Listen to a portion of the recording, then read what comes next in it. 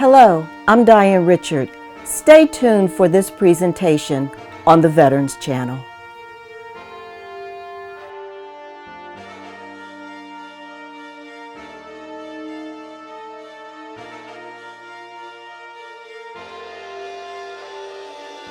Hello, I'm Diane Richard, your host of the Veterans Channel. Thanks for tuning in. Today, we will talk with a panel of experts on sexual trauma in the military. This is truly a disturbing subject, but one that needs to be discussed and brought to the forefront. My guests will speak candidly on the topic and share their expertise and knowledge. Allow me to introduce my distinguished panel of guests. Our first guest is Ariana Hunter. She's an Iraq veteran, a mother of three, an author, a podcaster, a veteran of the U.S. Army, and a veteran advocate. She started the hashtag #MeTooMST, the movement to bring light to military sexual trauma and to help survivors know that they are not alone. Ariana serves as the director of the Office of Veteran Services for the University of Pittsburgh. She also partners with another one of our guests, Pam Gerhauser, on a veteran-centric podcast titled What a Veteran Looks Like. More on that in the broadcast. And additionally, Ariana has a veteran storytelling night. Welcome, Ariana, and thank you for being with us. Our next panelist is Angel Hernandez, but we'll call him Lou. He's a veteran of the PA Army National Guard and the Sexual Assault Response Coordinator for the Pennsylvania National Guard, who provides service member family support and works with soldiers to raise awareness and prevention for sexual assault. In working with families of sexual assault, he provides resources and assigns victim advocates to accompany victims in their attempt to regain normalcy in their lives. Lou has also served as a victim advocate coordinator for the PA National Guard. Welcome, Lou. Thanks for having me. Our next panelist is Patty Gerhauser. She also is a U.S. Navy veteran. She's a wife, mother, community organizer, and veteran advocate. She currently serves as the Women's Veteran Program Coordinator at the Veterans Leadership Program, whose mission is to empower veterans to navigate the transitions of life and manages social and supporting programming for women veterans in Western Pennsylvania. Patty is very active in adult education, community organizing, advocacy, and community development. Thank you, Patty, for being with us. Thanks for having me. Thank you. And our next panelist is Heath Phillips, who is an active advocate for victims of sexual assault and sexual harassment, male victimization, bullying, bystander intervention, prevention awareness, and thriving. Heath has provided testimony on several special congressional panels for sexual assault victims. Heath promotes policy advancement in the Department of Veteran Affairs and the Department of Defense for the protection of victims against retaliation and repeated assault. Thank you, Heath, for being with us this evening. Thank you. And last, we have Christy Hudson. Christy began working in the field of sexual and trauma recovery after receiving her master's in social work at the University of Pittsburgh. Christy works as a readjustment counseling therapist at the White Oak Vet Center, Department of Veteran Affairs, where she's worked with veterans who have experienced military sexual trauma and also those who have been deployed to combat zones. Christy says, "It is a privilege to walk alongside survivors in their road to recovery." Welcome, Christy, and thank you for being here. Thank you for having me. Absolutely. Well, we'll open up our questioning, and I will direct this one to Lou. Lou, how many reported sexual assault cases are being investigated, and are sexual assaults in the military on the rise? As far as the cases that are being reported, we have 10 active cases right now that we discuss monthly. So the reporting is definitely on the Doug, I rise. can't hear him at all.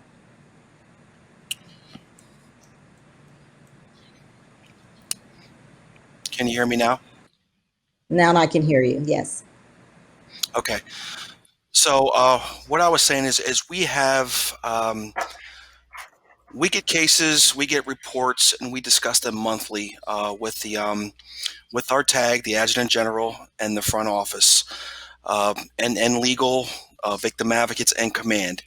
So at this point, we have about 10 cases that we're discussing right now that are live cases that are either being investigated or victims are getting services that we discussed, which are unrestricted. We also have 5 restricted cases that we work, and of course, the identity is not revealed. They just come forward as a restricted report to receive services, and there is no legal investigation involved. So we work those cases combined, and I think the second part of that question was, is it on the rise? It's definitely on the rise. I think in a good way though, because people are comfortable coming forward, reporting, discussing things with our offices. We get out there, we do our unit mandatory briefings yearly. We talk to a command, and we're out there presenting ourselves and representing ourselves, and making sure that people are comfortable coming forward. We also have victim advocates throughout the state. We have about 50 victim advocates that are dispatched across the state of Pennsylvania. So if there's any allegations of sexual assault or anything that's needed from our offices, we would dispatch victim advocates. Okay, and the numbers that you have given us, these are for Pennsylvania. Is Yes, that ma'am, that's correct? Or correct. where are these numbers? These are for Pennsylvania. These Okay. are for Pennsylvania, ma'am. And Yes. okay, thank you. Now, in doing some research across the board, and these are from the 2018 statistics from the DoD, Department of Defense. They reported that an estimated 20,500 service members experienced some kind of contact or penetrative sexual assault in 2018. That estimated number jumped from 2016 report of 14,900 estimated reports of sexual assault. There were 7.7% indicated an experience of sexual assault for active duty men, and 6.2% indicated an experience of sexual assault on active duty women. Why the disparity in the cases? It's it's hard to quantify the active duty cases because we are a National Guard based agency. So the reporting is a little bit different in a sense, the investigative piece. Where active duty, you have CID that will come out and investigate a crime, which sexual assault is a crime. When it comes to the National Guard, we have to go through local law enforcement, uh, Title 32, Title 10. So we're on Title 32. So we have to go through local law enforcement. Local law enforcement will have that investigative urgency, and they'll be first to investigate. At that point, if they don't accept it or there's not enough evidence, then we have to move on to more of an admin investigation. And we have the Office of Complex Investigations who will come in, do the admin, and what happens, it's the equivalent of a 15-6. So they'll come back and it'll be substantiated or unsubstantiated. Mhm. So again, it's hard to quantify the active duty piece because we are National Guard. It's just handled a little bit different as far as the investigation piece. Okay, thank you. How far up the chain, last question for now for you, Lou. How Yep. far up the chain does the assault go? The report of the assault, once you all start investigating it, and let's say, for instance, we find that it is a good assault, if you will. How far up the chain does that go? Okay, so like I stated earlier, any unrestricted report that we have is discussed with the adjutant general. monthly we have a case management group that we discuss. And like I said, all the players in the room, their command, we have legal in the room, we have myself, we have the victim advocate, and everything is discussed in that case. So our adjutant general, this obviously this is a program that he is upmost and follows, because we have monthly mandatory meetings. So he wants to make sure that we are tracking everything, we are doing everything we can for the victim, and we're also working with legal to make sure that they are doing everything they can to investigate the alleged offender. So when you're speaking highest level, the adjutant general of the state is the highest level. Again, these are unrestricted reports. We do have restricted reports, again, where a victim is coming forward and there is no investigation, and we handle that internally as an office. So no one would know about that, not even the commander, the adjutant general, no one would know. It's between us and that victim, and we still offer them same services, and make sure that we assign a victim advocate, and that we are we are doing what we have to do to try to help that person. Okay, so both male and female, they get the same level of services across the board. Absolutely. Awesome. Ariana, how, in your experience in knowing about the whole sexual trauma, how prevalent is sexual assault in each military branch that you would know of for men and women?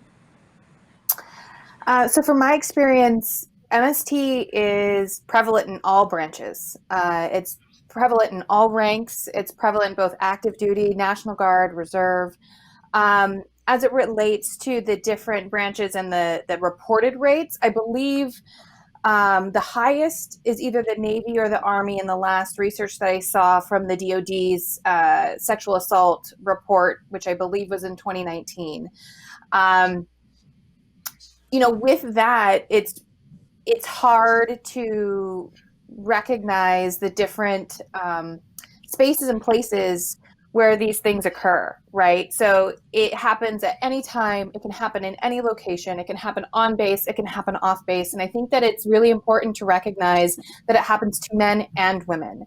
And, in my own personal experience, I experienced MST myself when I was deployed to Iraq in 2003.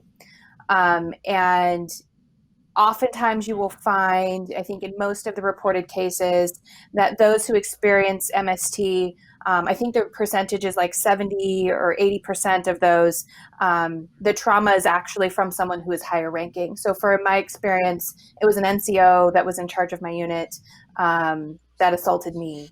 And so it is prevalent, like I said, in all ranks, in all branches, across the board.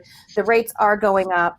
And, I think from my perspective, one of the ways that we can ensure that survivors feel comfortable in coming forward is that when reports are made, that those who are perpetrators are held accountable. Okay, so with you were in regular service. You weren't in the National Guard, correct? Yes, ma'am. Okay.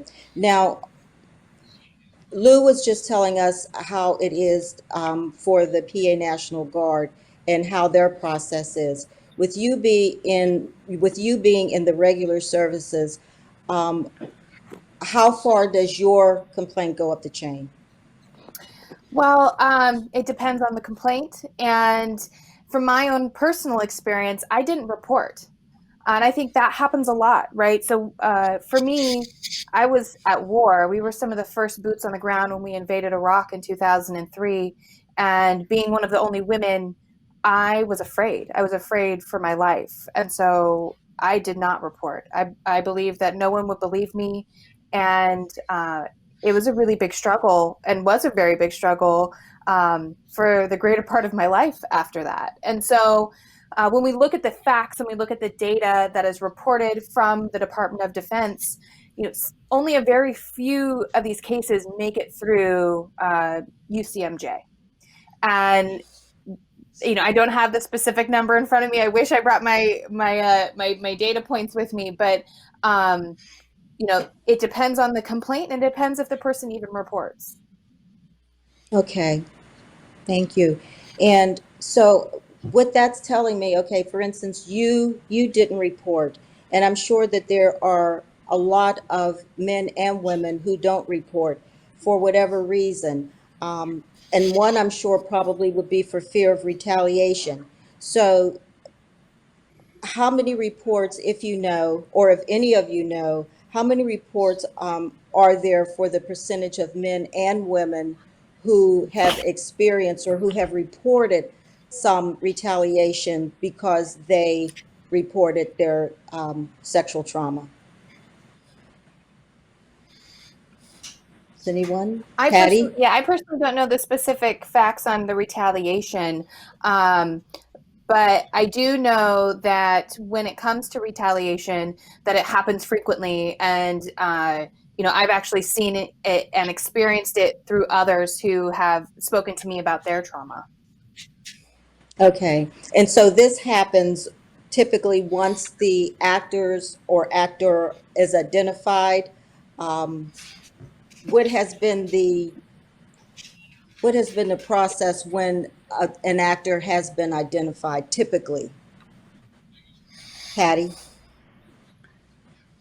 So to kind of elaborate a little bit more, I'm not familiar with all the data points, but to your question you asked Ariana earlier, she is correct. The Navy and the Marine Corps together have the highest rate of sexual assault out of any of the branches. Another interesting data point, when you look at who is being victimized in this way, by and large, it's enlisted women service members between the ages of 18 and 24. So a lot of times it's individuals preying on young women in the service.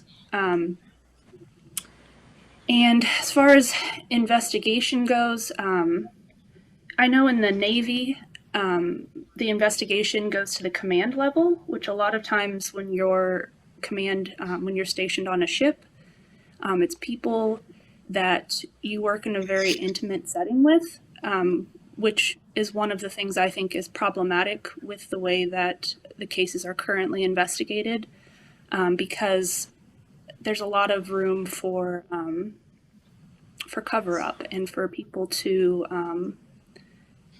take the side of one person over the other because they work together and have such a close relationship.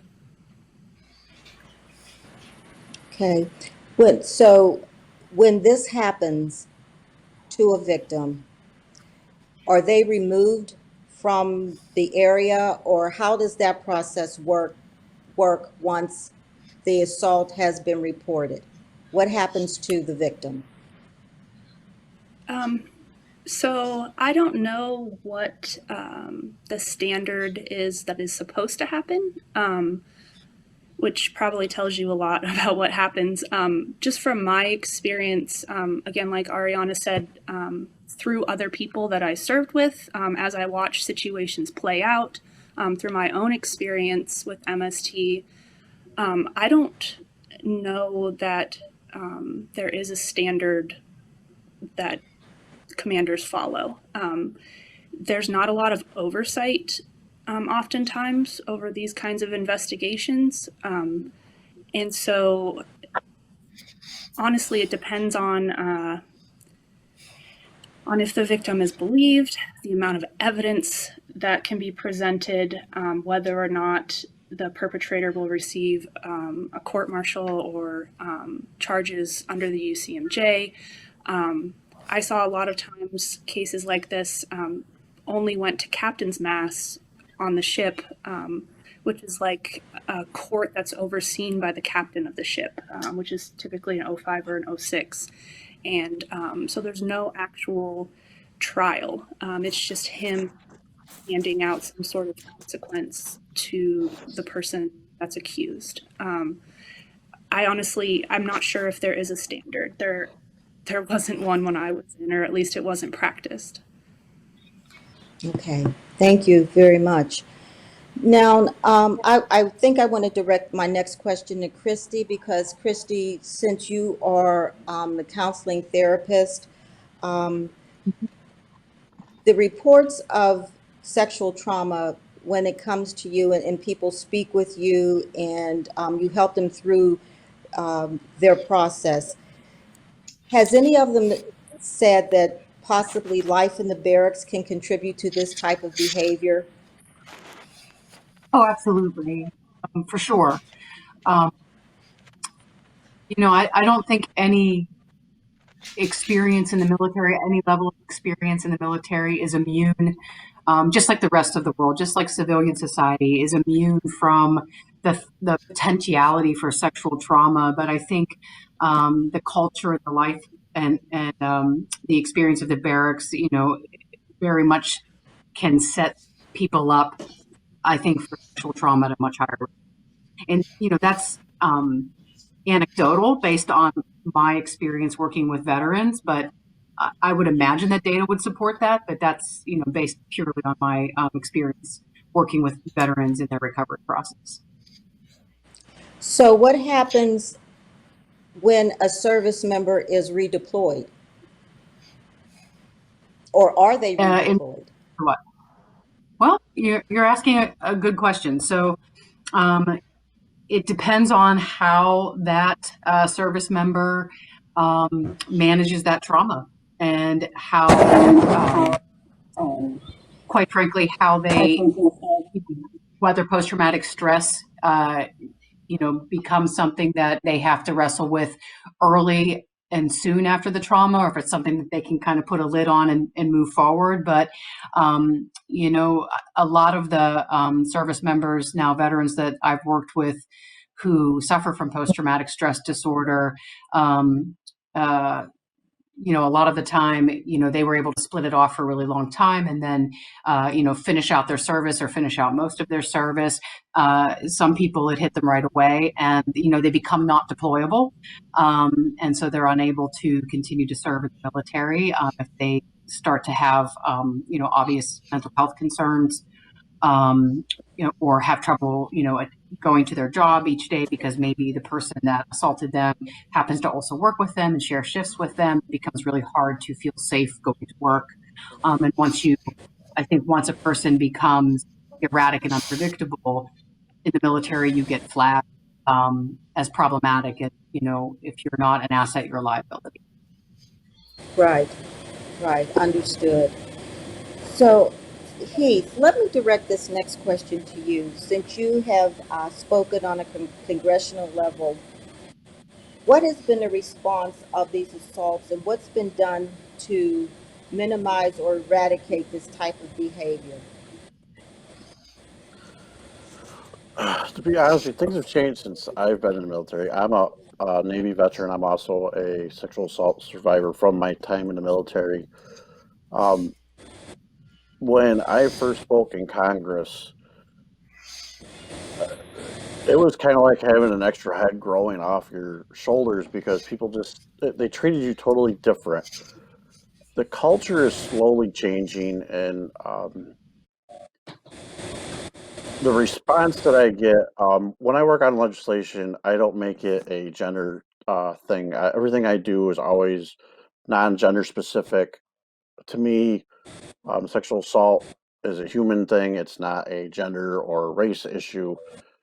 And the problems that I have been coming across is um, a lot of the programs are gender specific designed. Everyone's trauma is different. Some of my type of therapy can't be done um, at a setting for a woman, just like some of the women's therapy can't be done for a man. And somehow we have to figure out how to work together and compromise and fix this. I I speak also at programs for the military, their sexual harassment assault response program, actually similar to what Lou does. And you get the same response there. You get the younger soldiers or airmen or whatever who think it's funny and a joke, and then you get the older ones who want to hear it and want to understand. So there's like a big toss up on that. Thank you for that. Kind of got me on that question. Well, you answered it very well, thank you. So, if a person who reports an assault, I should say, excuse me, um, is sent back to, let's say, in service, are they sent back in service in their same um, company, or are they deployed over to a different company while the And for investigation is going on? I have seen both. I was at Fort Drum probably about a year and a half ago. The person that reported it was sent back to his unit. And then when I was down at Fort Bliss, the person that reported it was able to transfer to a different unit, but still on the same base. So it's all on the circumstances. It's all a lot to do with the command and what the command chooses to do. And I think that's the biggest pitfall is if the command doesn't choose to move them, it's kind of hard, and then that's where the retaliation can come in, making them assigning them to work together, which is totally crazy, but it happens. Okay, thank you. So, while you were doing these congressional hearings, or speaking within the congressional hearings, um, what were some of their sources of response on these issues? Can you share some of that with us? One of my strangest ones was I had Senator McCain pull me off to the side and actually hug me and told me it was an honor to meet me, and it was like really heartfelt. I admired Senator McCain, so I am not allowed in Lindsey Graham's office. So it's like he I don't know. In 2016, I was supposed to be at the White House with our new now president, but at the time he was vice president, and he had all the women come in and chose not to have me come in because he felt that it was a woman's issue at that time.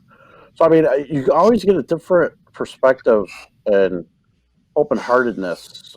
Senator Gillibrand, as everybody who follows military sexual trauma, she is like a very large, outspoken um, member in the Senate.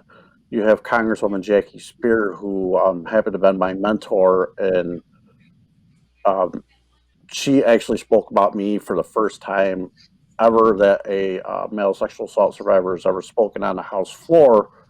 She spoke about me. So um, the problem is getting people on board because politics is a crazy, crazy thing, and a lot of people don't want to lose their donations. And from somebody who has been behind the scenes in political atmospheres, that is what I've been seeing has been a lot of the pitfalls. And that's so unfortunate, because we're talking and we're dealing with people's lives here, and the impact that this type of trauma has on them now and for the rest of their lives. As Patty told us a lot of times, and as Christy has said, that a lot of this stays with people through PTSD or whatever the outcome may be. It stays with people. So to just feel that it's, just something that happens, it's not really something that just happens. It's just something that needs to be dealt with, and it's just unfortunate that that's the outcome or the outlook of it. So my next question is, well, I'm going to move from the sexual trauma right now and go to another aspect of it, and let's talk about sexual harassment. So I once a person goes back into their company or back into the area where they have been uh, sexually assaulted, the harassment that they may get is or may not get happens. So, how much of an experience? How many people experience harassment? And again, I know Ariana, you did say that you don't have your notes with you, but um, what percentage of it do you, through your study, do you know has experienced sexual harassment as far as men, and the percentage of sexual harassment for women?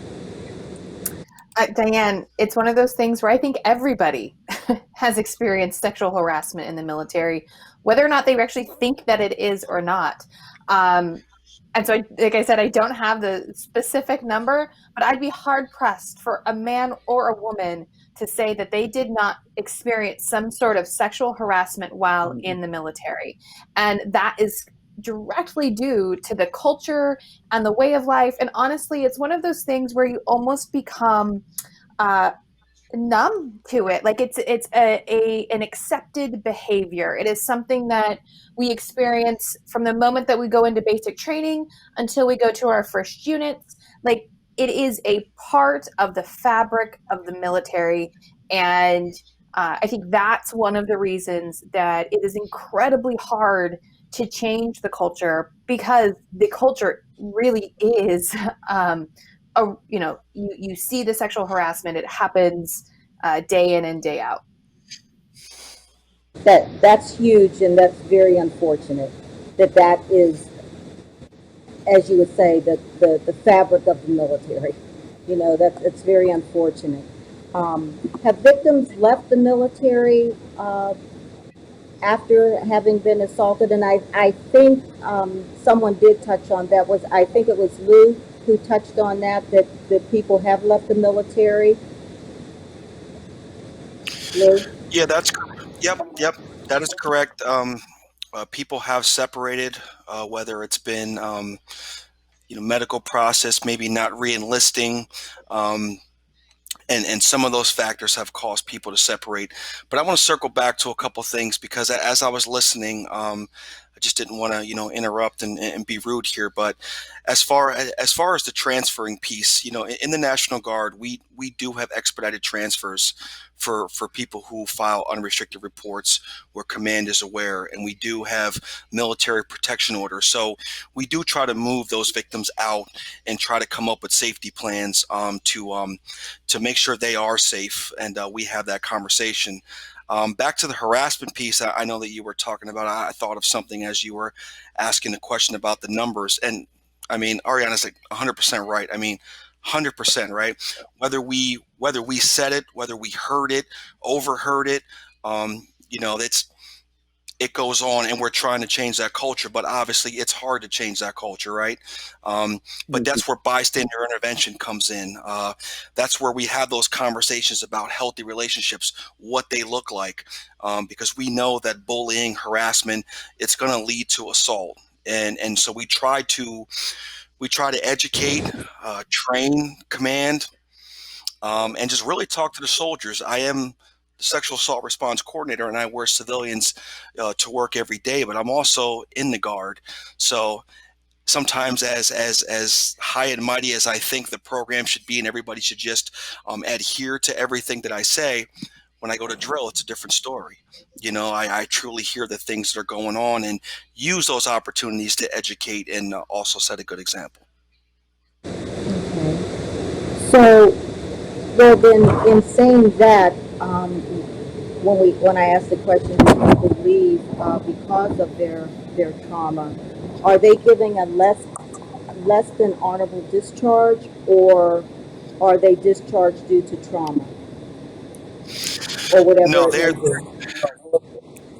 they are never going to be discharged for the sexual assault. It's never written like that. I do LODs, which are line of duty, for anybody. Again, the Guard's just a different animal, so if I'm speaking a little different, it's just the way it is. Active duty, you're covered 24/7. In the National Guard, if you're not on drill status or if you're not on an order, you may not be entitled to an LOD. So that's something that we look at. And if you are entitled to an LOD, we try to get that for you right away. And that helps with services, but it also helps with, that point there about, the separation, you're at least compensated. And again, you can get that help. And it'll never say because of a sexual assault. Maybe it's a PTSD or some other a diagnosis where you're not saying that victim is being separated because of sexual assault. We would never do that as far as separation. Okay, so then let me ask this, and I'll direct this to Patty. Patty, in answering that same question, since you were active duty, can you answer that same question? I agree with Lou. I don't think the military is dumb enough to write that as a reason for discharging someone. But I can honestly say that I think a lot of people are involuntarily separated due to the outcome of their sexual assault. Oftentimes, I've seen cases where the victim of sexual assault was also prosecuted under articles of the UCMJ because adultery is still illegal under the UCMJ in the military, and they were processed out for that. I've seen people who did not get adequate resources and services after their assault, and then were separated due to, as he said, a mental health diagnosis, or a lot of times I think you'll see like failure to adapt, which is just a general discharge, pretty much saying that you're not deployable anymore. Like Christy said, you're considered a liability rather than an asset at that point. And I think it's very common. And I also think it's really interesting to point out here too that sometimes when you experience a trauma, you're not getting help right away, right? So you're not going to see a therapist, you're not talking about it. And a lot of folks turn to things like drugs and alcohol to cope. And then they get kicked out because they pop hot on a drug test, or they got drunk and got a DUI.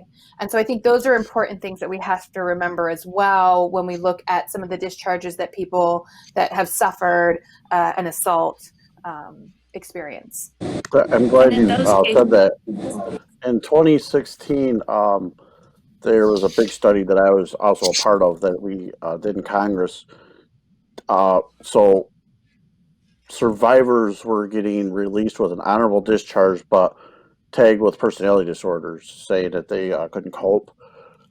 There was some getting OTHs that I actually was kicked out with an other than honorable discharge, and 29 years later they gave me the honorable. But there are circumstances where it does happen. It's not as prevalent as we think it is, but it does happen.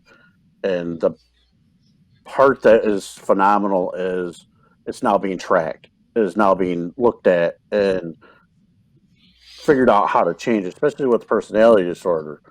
And then also in 2016, they did a Fairness for Veterans Act, which allows service members who, as you pointed out, pop dirty or whatever, that have a in their medical health record that have post-traumatic stress disorder. It allows their cases to be reheard for an discharge upgrade, which is also a phenomenal piece that a lot of people don't realize is out there now. So Would there it be have been okay? some significant changes. Yes, it's always a work in progress, but the benefit is like there's a group of us here, and with all of us here working together, we can start pushing things forward. I'm tired, being honest, but it's great knowing that there's so many other resources and sources and people out there willing to step up, willing to help, and I think that is the biggest thing that, as a survivor, I didn't know existed until the last 10 years, and still survivors today don't know this exists, and it's great to be able to get the word out that there are people out there willing to help, and things do happen. Yes, I think they the do. important I'm sorry. Let's go to Christy first, because I believe she was going to say something, and then we'll come back to you, Patty. okay. Thank you. I just wanted to say a little bit more about what, Heath brought up something really important, and that's about how people get discharged, what gets put on their DD 214. And I don't know if everybody here realizes this, or if maybe the viewers of this program are aware of this, but something like having a personality disorder put on your DD 214 has far reaching implications for how that person is going to be treated in the VA community down the road. It can be incredibly, it can label you in some really unfair ways. And it actually can be kind of tragic. So even if you get the honorable discharge, if you have the mental health diagnosis on your DD 214 of personality disorder, that follows you forever, and people treat you differently because of that. And that is in many ways, I think it's almost criminal for the military to do something like that to somebody who's already been so traumatized. And then the other piece that I wanted to talk about is in terms of, like, you were asking questions about whether survivors are being, can they get transferred to other units, and then what happens to them. Ariana, what you were saying about how, people turn to, coping mechanisms that maybe don't serve them very well. And it's how they're coping. It's what they need to do to get by. And I think every survivor does what they need to do to survive and get by. And that is critical, but sometimes it doesn't work in their favor. And a lot of times people who haven't disclosed and people who haven't told anybody what happens, all of a sudden their behavior changes. They start missing their shifts, or showing up late, or showing up drunk, or popping hot. And so their discharge, they might get an OTH because of an undisclosed trauma. And that probably happens way more often than not. So I just wanted to say a couple of those things. Thank you. So Christy, let me ask you this, and then Patty, I promise we'll come right back to you. Christy, so if a victim retaliates, what happens?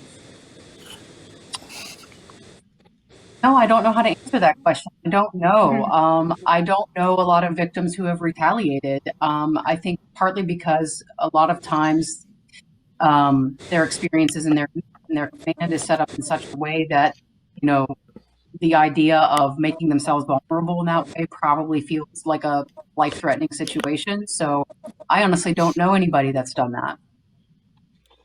Okay. And I guess more so retaliate on the fact that they were not, they know that they were mistreated, they know that they had been traumatized, sexually traumatized, and it just seems that no one is believing them because maybe some person of a higher rank did the sexual assault. So that's where my question is leading to. How, if they retaliate because they're not being believed, or they're being told that this never happened or whatever, have any of you come across something like that? Is, I guess, what I'm asking. Happened to me. I actually went AWOL. I couldn't take it anymore. After 10 months, I was kicked out with an other than honorable for missing ship's movements, just because I didn't want to be on a ship with 3 guys assaulting me and being called a liar, and my executive officer telling me that I must have homosexual fantasies because there's no way this is happening. I wasn't really retaliating, but I was more in trying to save my own life and my mental capacity at that time. But yeah, I got kicked out.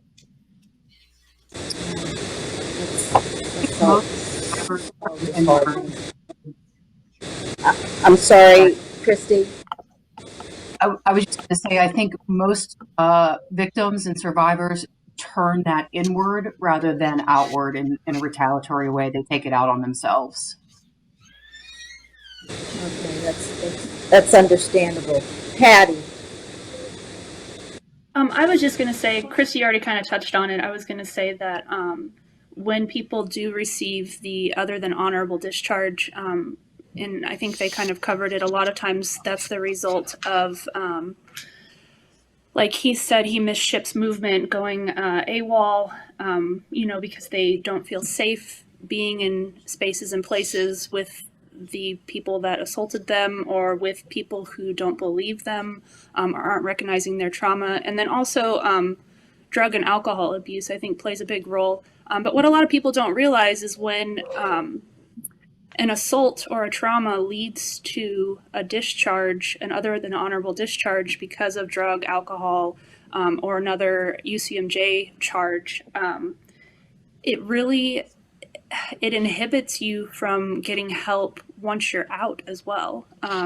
Your VA status, you're not eligible for a lot of services. A lot of people have to go through a very arduous process of filing to have their discharge status changed to get their GI Bill benefits, their education benefits, which is a huge reason that a lot of people enlist in the military to begin with.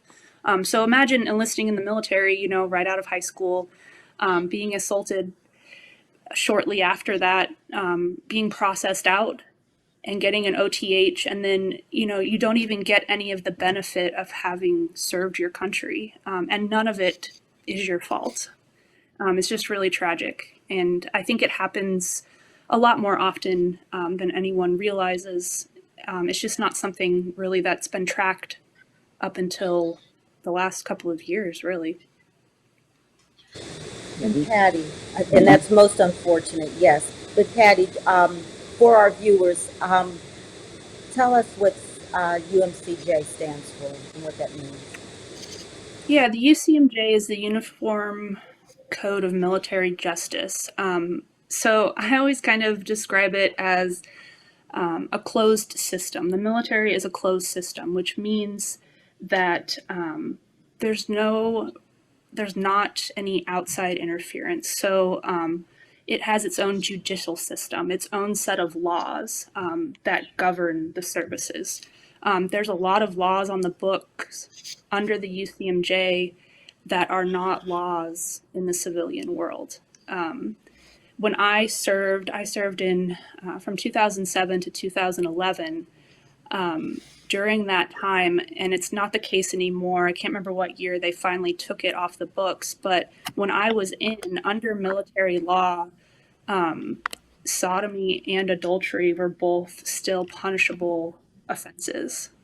Mm-hmm. This is incredible.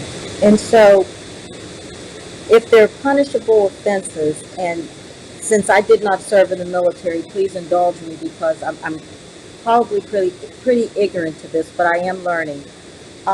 If those are punishable, then some of the people who have done the sexual trauma on members of the military, I'm certain that they probably all were not single, and meaning being married, and Yes.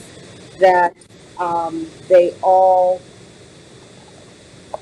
I mean, so where do we go with that? I mean, I guess I really don't know the question that I'm trying to ask, but how does that buy into that?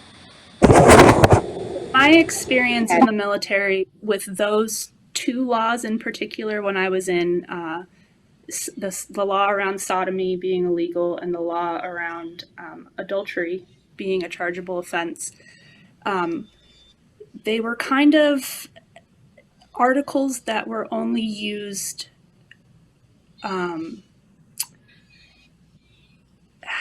for certain individuals. Let's just put it that way. I can tell you the amount of adultery going on my ship when I was in the Navy, it was happening more often than not for people that were in a marriage. But I only saw those kind of charges come up, honestly, when someone was identified as kind of a problem amongst the crew. Usually, it was used as a way to get someone processed out for a larger reason, or to kind of sweep something under the rug, or to kind of make something go away. It was never forced in an even-handed way. This conversation that we're having doesn't shine a light on, doesn't shine a good light, I should say, on some aspects of the military. And that's so unfortunate, because I think people look up to the military as being, the possibly the greatest thing that you could do for your country is being in the military and fighting for the military. But you are fighting for our country, I should say. But from what you all are telling me, not that I am diminishing any of that, because I believe that our veterans should be honored in being in the military and fighting for our country. But it just seems that there are aspects that you are saying that are pretty questionable, and you kind of wonder why these things are happening. I mean, that's troubling to me to try to even fathom that happens. But you're telling me that it does, and you've experienced it, or if you haven't experienced it, you've talked with people who have experienced it.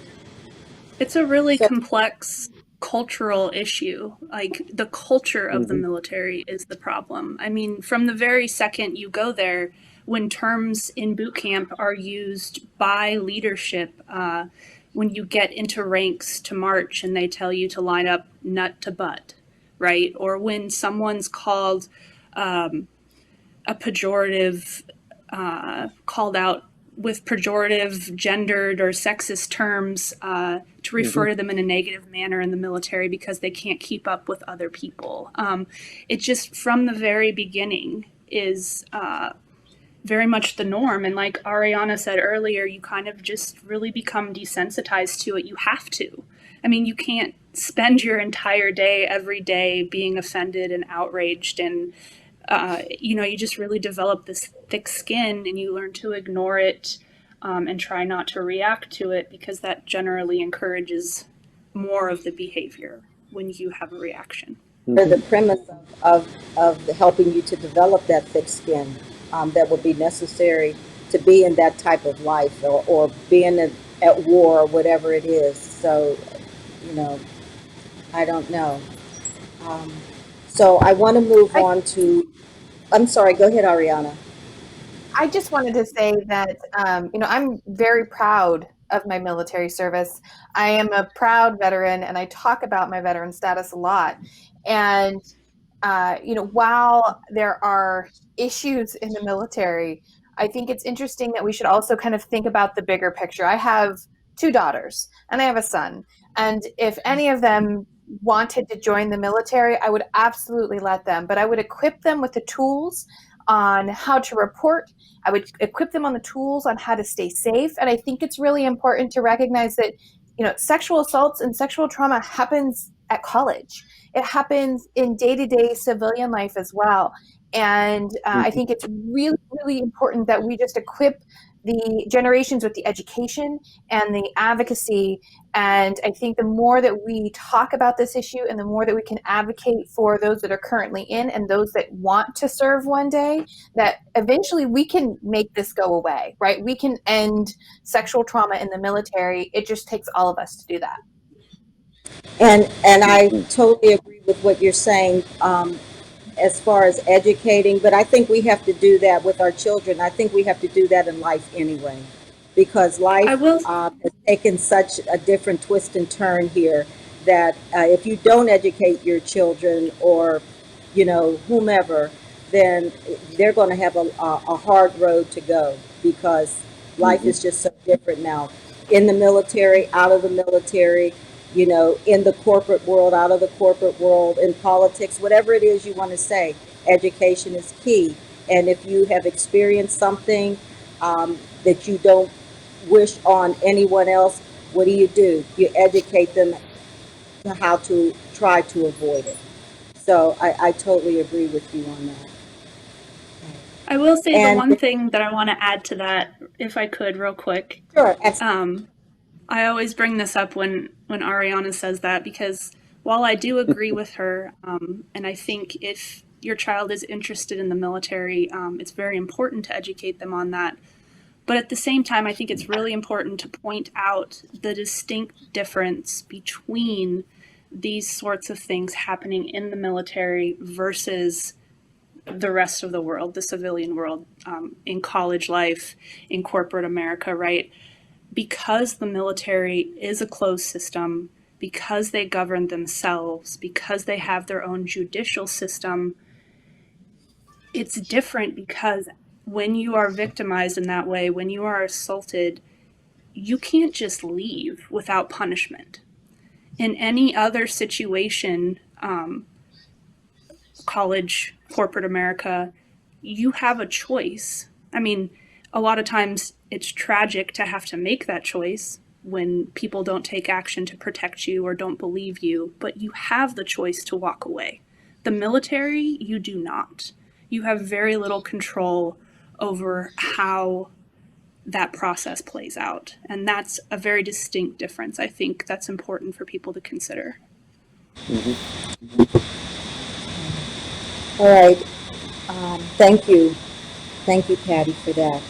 So the last piece that I'd like to talk about before we're out of time is, and it was touched on, but we didn't go into it, was bystander intervention.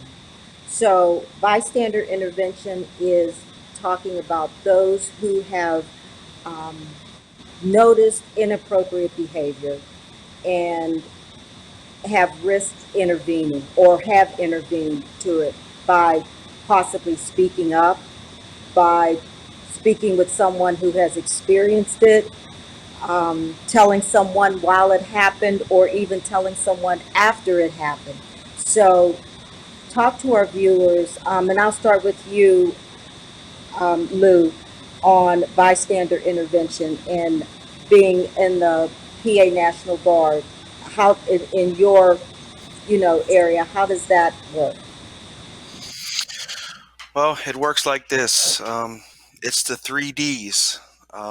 It is when you intervene, you directly intervene, uh, you can distract, or you can delegate. Those are the 3 ways that I always teach when we're doing our briefings or having our refresher trainings. Um, Again, I know it was touched on earlier about rank, right? It's right on our chest. We know who's higher rank. We know who has the power. We know who has to listen. And sometimes we don't have a voice. And there is a way to intervene in that process. There is a way to have someone to step in there and do that delegation.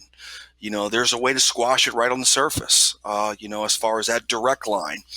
And there's also that distraction because it could get dangerous. It's not always easy to bystander, or should I say, to intervene, especially when people are drinking, right? Because we know most of the assaults are taking place while they're drinking, right? So we know levels of alcohol are up, emotions are high, tension. So sometimes there is a distract mode that we also use too. So Mhm. I just want to touch on those 3 things because that's something that I always talk about, just having that conversation. And I think it was said earlier too, but even when you go up and maybe you have that dialogue, let's just say you're wrong. And I say that to the crowd, what happens if you're wrong? And and they say, well, nothing. I said, that's right. You're vulnerable for a few seconds, but guess what? At least you made that attempt. You can always say, hey, my bad, and step away. But if you don't do something, that's when it can lead to something a lot more severe. Yes, thank you, Ariana. Could you address that? Your take on bystander intervention? I mean, I think it's an integral part of ensuring that we are, looking out for our battle buddies, right? We're looking out for those to the left and right of us. And, I don't have a whole lot of information on watching it happen or seeing it happen. But we in the military often go along to get along. And again, it's that culture, it's that fabric of daily life, and you don't want to overstep. And I think that it's just important that folks do, right? And but it can be scary and it can be really hard to do. And I think that that's also important to remember. And there's one thing you said, our battle buddies. And with someone being a battle buddy, I would think that they would have your back. And from what I'm hearing, that's not necessarily so, or that's not necessarily true. I think So, it's hard, right? Like the military is a tough place to be, and I think that when you see something happening, and it is your battle buddy, if that to lose point, if that person is wearing a rank that's higher than yours, it's really hard. It's hard to say something, and it's a lot of pressure to put on somebody else. And while it's incredibly important, I would never look down on someone because they didn't, because that's a really tough position to be in, and it's a scary position to be in. And I know in the military we're trained to be tough, but that rank can mean a lot, right? That person can then be retaliated against too, and then they're also experiencing the repercussions of a trauma as well. So, right. Patty. Yeah, bystander intervention, I think is hugely important, but I think when I kind of contemplate this from a cultural perspective, right, and this being a cultural problem in the military, I'm more in favor of the idea of people being more than bystanders that speak out. I'm interested in proactive approaches. I'm interested in the people who have the conversation with their battle buddy before an incident occurs, letting them know, I'm someone who's safe to come talk to if this happens to you. I'm someone you can count on. I will have your back if something happens and you need to report. Or even people who, a lot of times I think about it, and I think we see the same thing in police departments around our country currently, and in contrast to the Black Lives Matter movement. When you think about something happening at a very ground level culture aspect, right? It requires a proactive approach. It requires people to take ownership of a new way of being and really act that out. It requires more than just individuals in a moment taking it upon themselves to say something. Not to say that that's not important also, but I want to see the people who are leading these conversations not after something occurs, but just on a day-to-day basis about why it's important to make cultural changes, to change the way that the system works currently. I think that those types of approaches are really what's needed to eradicate this problem. I agree. And I think speaking with someone before a problem approaches, it is key. So I agree with that. Thank you. He. For me, bystander intervention is very, very personal. A lot of my assaults that happened to me happened with people nearby. One of my assaults, somebody actually had to step over me to go brush their teeth and did nothing to help me. So for me, it's always been very personal. I share some of these things when I speak, and then I love what Lou said with the 3Ds because it's kind of how I talk about things, but I also talk similar to how Patty was. How do we break it down? How do we there's so many different ways to be an active bystander, and it all rolls back to integrity. And when we hit boot camp, I tell everybody, remember boot camp? I remember integrity. And that's what we need to refocus back on is the integrity of doing the right thing. You don't know what he's looking. Who cares? You're not going to let your battle buddy drive home drunk, but yet you're going to let your battle buddy get in a situation that you don't want to speak about. There's no difference. it's helping people and being willing to put yourself out there to help others. You know, in the end of the day, we're all human. It doesn't matter rank, style, clothes. We're all human, and I look at things as if that was my child or if that was my parents or my siblings or whatever, would I just say, yeah, whatever, and let it happen? Or am I going to some way speak up or speak out, whether it's having to call 911, whether it's going up and distracting somebody? How am I going to move forward and help them? And for me, that's why I said it's very, very personal. And I think with that also, when you say how am I going to help that person? Being that person that's seeing this go on, or that bystander, I would think if it were me, I would have a conscience, and I would want to know why I didn't, or look within myself, why didn't I help him or her? Hmm. Why didn't I intervene? Why didn't I say something? I would want to, that would eat on my conscience. If you're my battle buddy and I can't help protect you, that would eat on my conscience. So, that's to me is another aspect of, you know, being a good battle buddy, or being a good bystander, if you will. It's wow, this is just this is just eye-opening. It is incredible. And last, Christy, we'll go to you. Please give us your take on bystander intervention. Sure. So, I think everybody has already said a lot of really poignant and eloquent stuff, and a lot of the things that I would have, thought myself. But just to echo a little bit about what Patty said, I think bystander intervention is absolutely necessary. I think it is a difficult thing to do, like Ariana was talking about, in terms of, feeling the anxiety and pressure of challenging somebody that might be higher ranking than you and the implications of that. So it can cause a lot of distress for people. But yes, it is an integrity issue. I think to be able to address something when you see it, but the bigger issue is, I agree with Patty, is one of the culture, and shifting the culture is, in my opinion, in many ways the bigger goal, because that's the primary prevention component. So, we want to stop the problem before it even starts. And when you're in the bystander intervention phase, the problem is just ongoing. It's like a river that keeps flowing, and so we want to really dam up the river.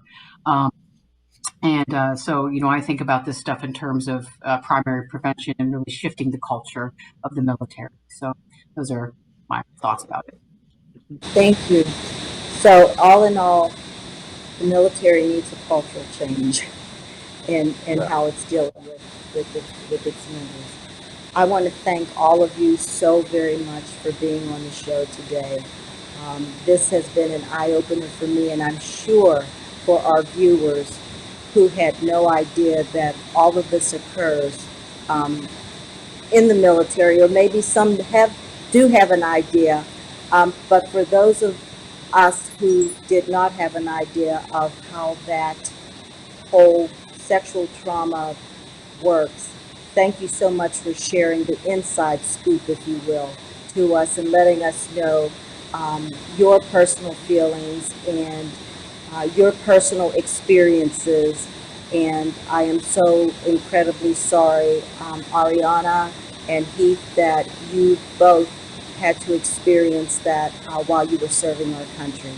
So again, thank you all so very much for being on the show, and I wish you all well. Thank you. Thank you. Thank you, Thank Diane. you.